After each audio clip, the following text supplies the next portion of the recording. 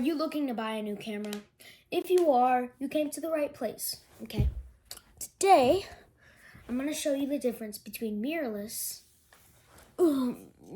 cameras and DSLRs. First things first, that I would like to start with is battery size.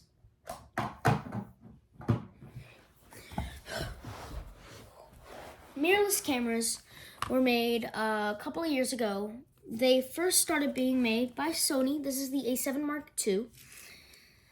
Mirrorless cameras were made to be a smaller type of camera, smaller than the big clunky DSLRs that we used to have, and some people still make today.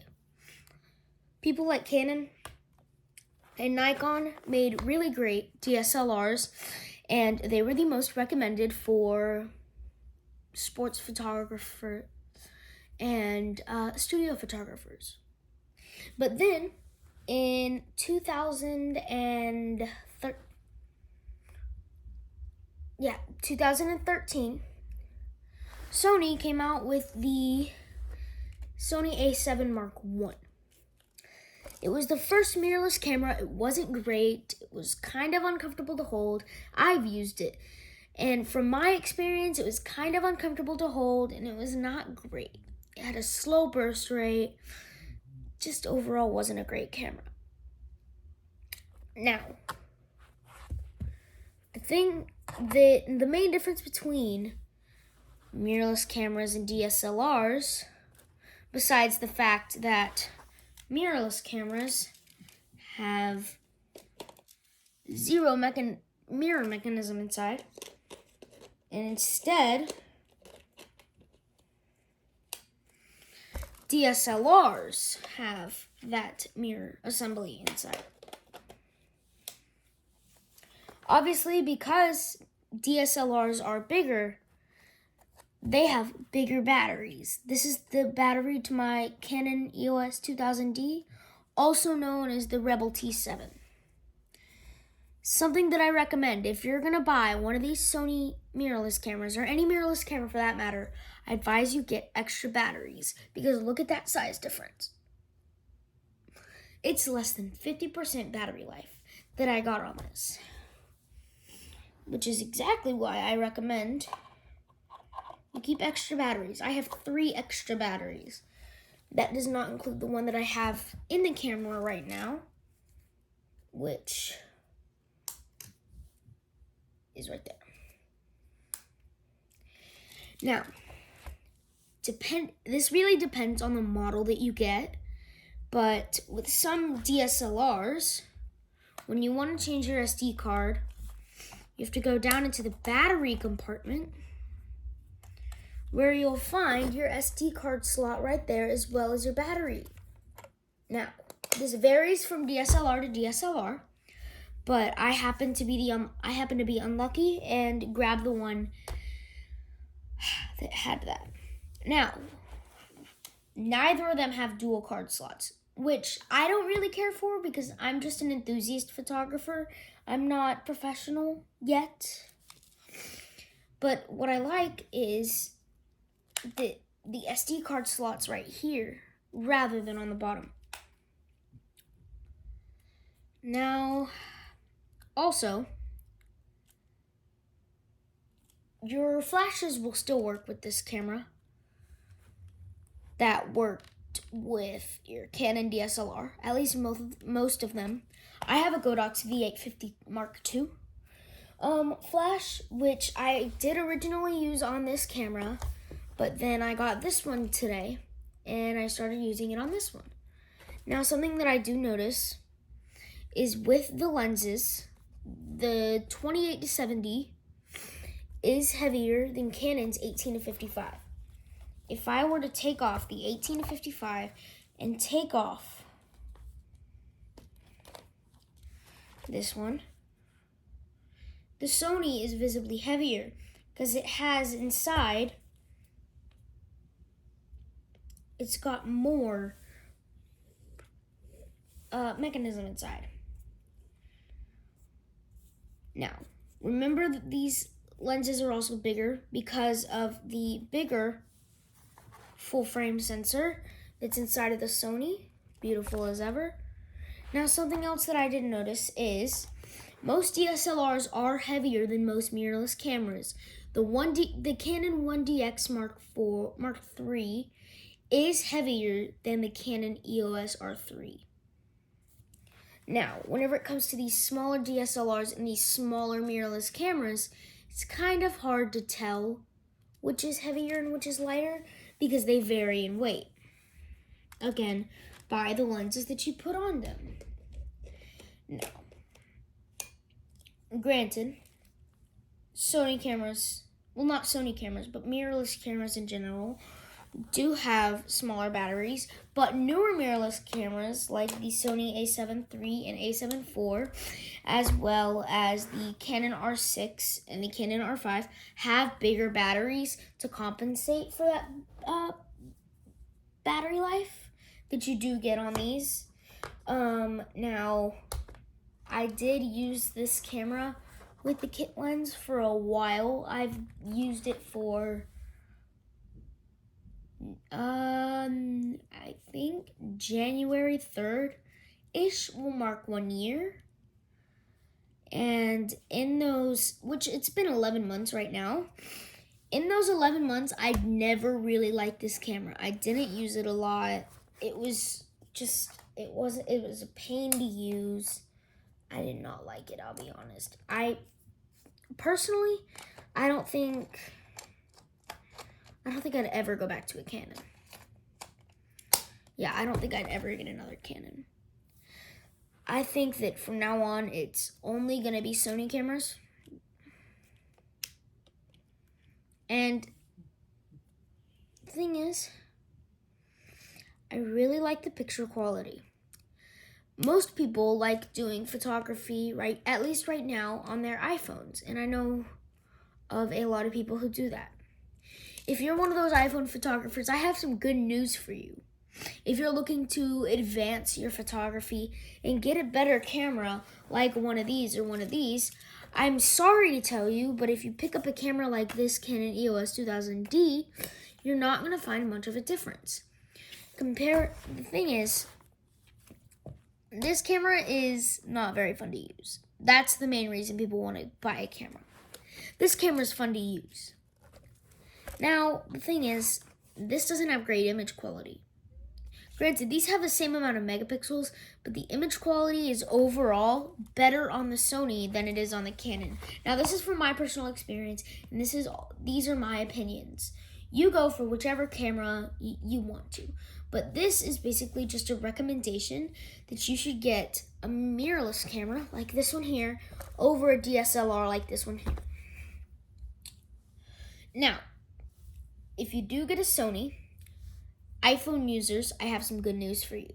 You've pretty much already been using a Sony camera, like on your iPhone. I'm recording this right now on my iPhone 15 Pro, and the image quality is very, very similar to that of a Sony a7 Mark II.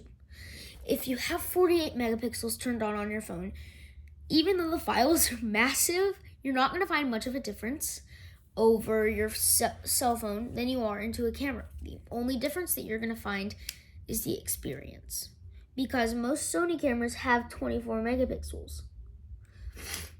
Now they've started switching to 33 with the a7 IV, but I'm pretty sure that the new A9 Mark III still has 24 megapixels.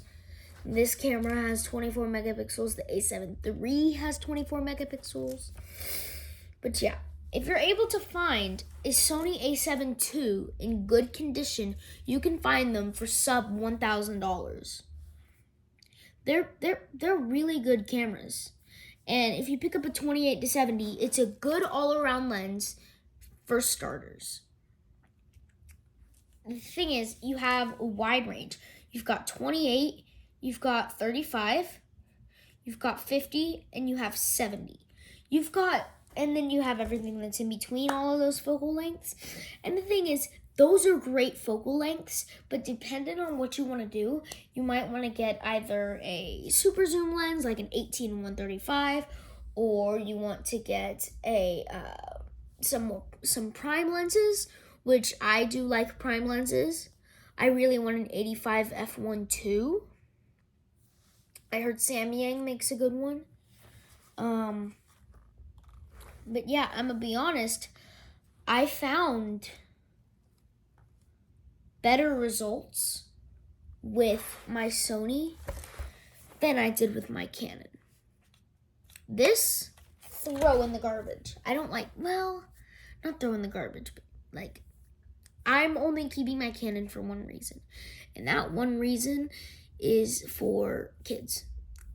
Basically, I have a lot of little cousins, and one of them in particular, I'm not going to say his name to protect the privacy of him and his parents, but basically, he really likes to play with cameras.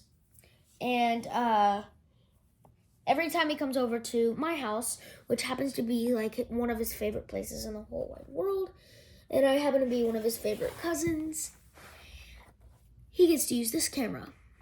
I get to use this camera. He doesn't know, so it's fine. Don't come at me. Don't come at me, please. But all I have to say is, to sum everything up that I've said here, Mirrorless wins by a landslide compared to DSLRs.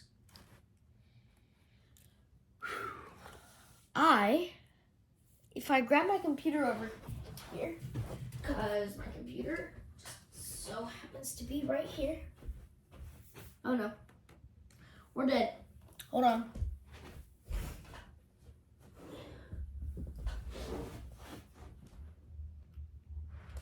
But if I grab my computer right here, my photo editing machine, please don't come at me, people. I know that I'm spoiled.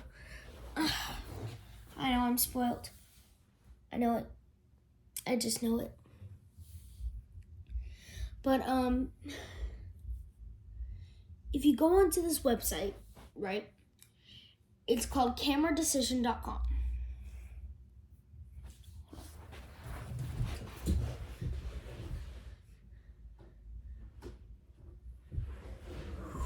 Sorry. If you go onto this website called cameradecision.com, you can find detailed, like extremely detailed comparisons on really any two cameras you can think of. I'm gonna go to the website right now. I'm not sponsored by them. I just wanted to point it out. I have it up right here.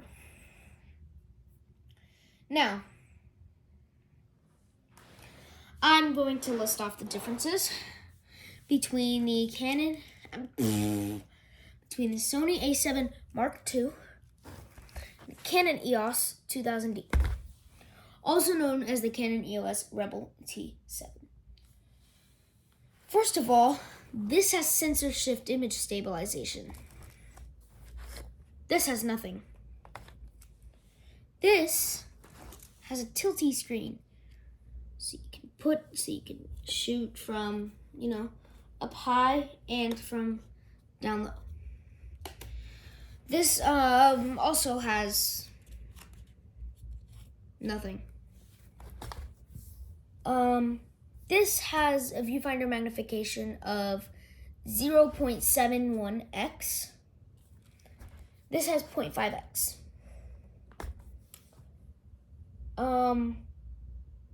This has 300% higher max ISO at 25,600, which is pretty good. This goes up to a measly 6,400. And then this is also disappointing. This has 117 focus points.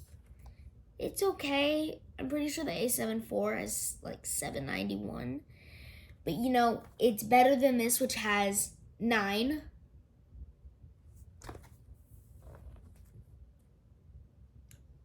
The resolution on this is higher than the resolution on this.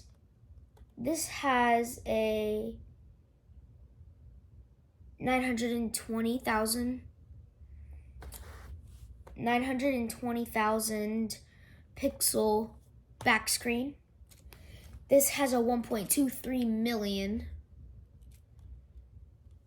back LCD screen. The max you can shoot for the mechanical shutter here is 1/4000th of a second. This one's better at 1/8000th, but some cameras can shoot higher. These are both kind of bad. The continuous shooting on this is 5 frames per second, but it's better than this measly 3 frames per second. This has a microphone and headphone port. Unlike this has environmental sealing or weather sealing. Also unlike this has a color depth of 24.9. This has a color depth of 22.6. The dynamic range on here is 13.6. Dynamic range on here is 11.9. Low light ISO, this one goes up to 2449, it says, and this one is 1009. Can step it up. Sensor pixel area is 157% larger on this one at 35.65. This one is 13.84. The AE bracketing range is also better on this one at +5 EV versus +2 EV. Now it says here is what's better on this camera versus this camera. There's only 3. There is a built-in flash. I don't think that's very good. It's terrible. It says the battery life. This has a battery life of 350 shots, which is enough. This has 500. But like I said, when you reduce size, you reduce the amount of space that you have for battery and the weight. This is going to be a deal breaker. 475 grams, 599 grams. I don't know how they made that one lighter. They just did.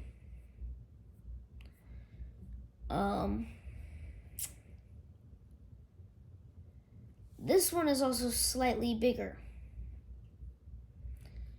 The Sony a7 II is 127 millimeters, or exactly 5 inches across. This is 129 millimeters across, or approximately 5.08 inches. This is also 78 millimeters thick, like that. This is 60 millimeters thick. This is 3.07 inches. This is 2.36 inches.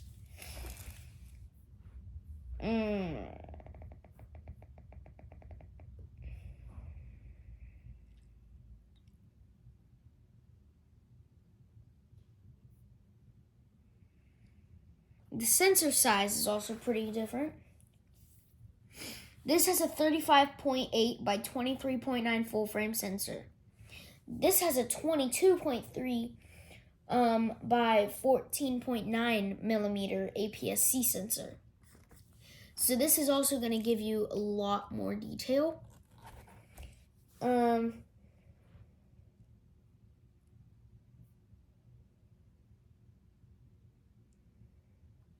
Now, somehow, the EF lens selection is higher than than just the Sony E. This has more lenses than this does. That might be a deal breaker for some people. Standard zoom for Sony lenses. For Sony, there are 14 Sony FE standard zoom lenses. There's 40 Canon EF. There's 21 FE standard prime lenses for Sony a7 II, as well as this. So they both have 21. Now for APS-C, if you add them up, there's 13 for APS-C, so there's 34 in total. For wide angle zoom, there's 37 for this, 12 for this.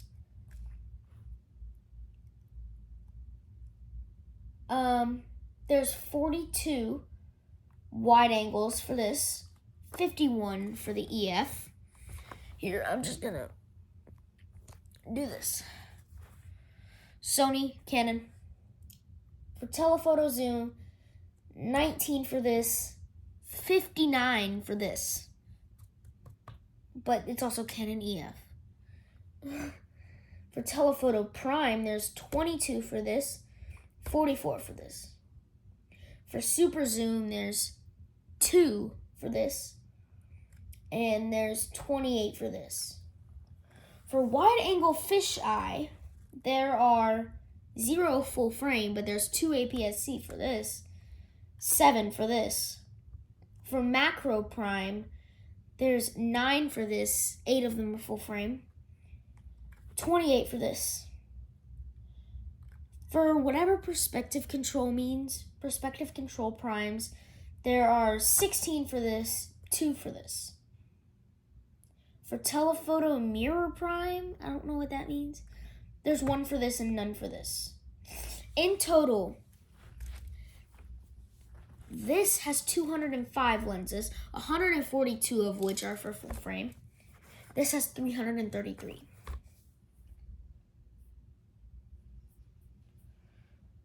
Now, for portrait photography, this got a score of 76.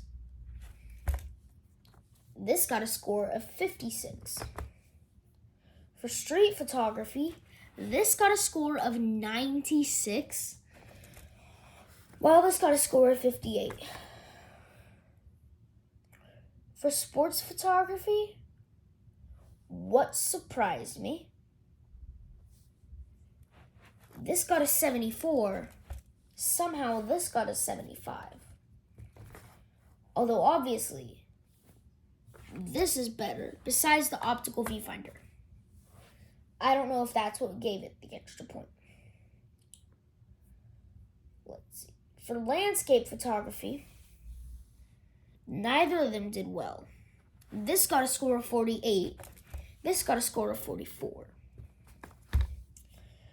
Now, this here is the summary. This is camera decision summary. It says here for imaging, Sony a7 II got a 60. Canon T7 got a 46. For features, the Canon T7 got a 51. The Sony a7 II got a 69. For value, the Sony a7 II got a 90. The Canon T7 got a 76. For portability, the Canon actually scored slightly higher at 80 versus the Sony a7 II 79. Now the overall score for the a7 II is 79, but the overall score for the Canon T7 is 62.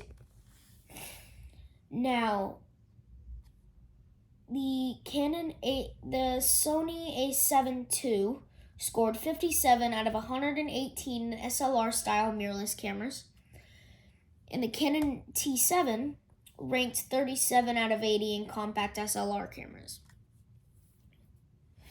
And out of all cameras, Sony a7 II ranked 87 out of 1,276. Canon T7 ranked 333 out of 1,276. Now, the number 1 camera is, I believe, the Sony a7 R5. You have to go to Camera Decision yourself to find that out. I don't know for sure. Now, here are some of the differences, and I'm only going to do the general differences. I'm not going to go into sensor or autofocus or any of that. I'm just going to do the general differences. First of all, this one is really obvious. This is a Sony. This is a Canon. Now the size for this one is full frame. This is APS-C like I showed you earlier in the video. The dimensions here for the sensor are 35.8 by 23.9 versus 22.3 by 14.9. This camera is actually pretty old. It was announced on November 20th, 2014, while this was announced on February 26, 2018. So this is newer. This is 9 years old. This is 5 years old. Now here's the difference. This is what's known as a compact SLR. This is what's known as an SLR style mirrorless, mainly because of where the viewfinder is. Now I've shown you the difference between DSLRs and mirrorless cameras. Now it's up to you to do your own research and find out what's best for your needs. Hope we get to do another video soon. Hope you guys liked the video, and I really hope that this was helpful to you. I am Maddox Regan, a big photography nerd who started out not knowing anything and now thinks he knows a lot. Hopefully this video was helpful to you for if you're trying to buy a new camera.